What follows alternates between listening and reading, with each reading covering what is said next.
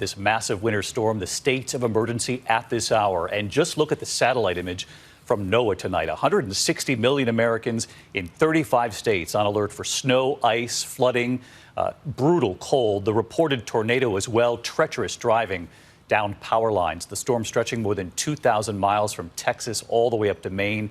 It hits the Northeast tonight and tomorrow.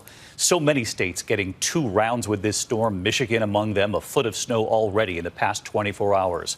Snow and cold temperatures all the way south in Texas as well. Schools and businesses closed in the Texas Panhandle. Treacherous ice bringing down trees and power lines in Memphis. Nearly 150,000 customers in the dark in Tennessee tonight. The Texas power grid holding so far, but there are some without power in Texas too.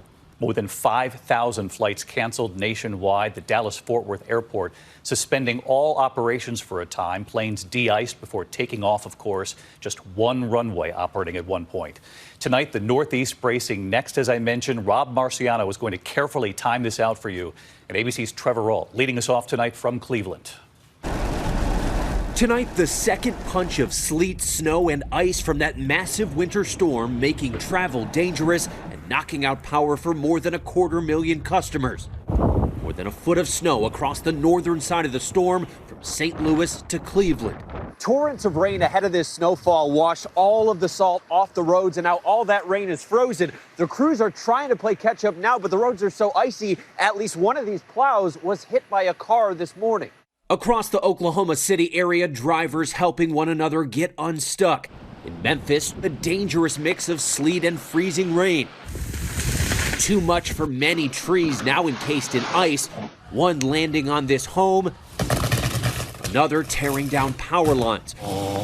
On the warm side of this powerful system, a tornado touching down in central Alabama. At least one person killed, several injured. And in Texas, officials say so far the power grid is holding, but there are outages because of the conditions. We are dealing with one of the most significant icing events that we've had in the state of Texas in at least several decades. And air travel snarled. Our Maria Villarreal at Dallas-Fort Worth Airport, where runways were shut down for hours. For a while, this was the only runway that was open at DFW International, one of the busiest airports in the country. Planes having to be de-iced to take off, and more than 1,200 flights canceled by midday. Passengers left stranded. The storm system stretching more than 2,000 miles, turning deadly in New Mexico. One person killed, another taken to the hospital Wednesday after a vehicle plunged off the side of a road.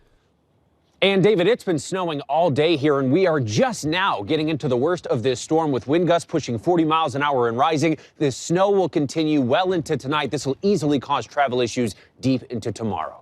David? Yeah, the weather right behind you says it all tonight. Trevor Ault leading us off. Trevor, thank you.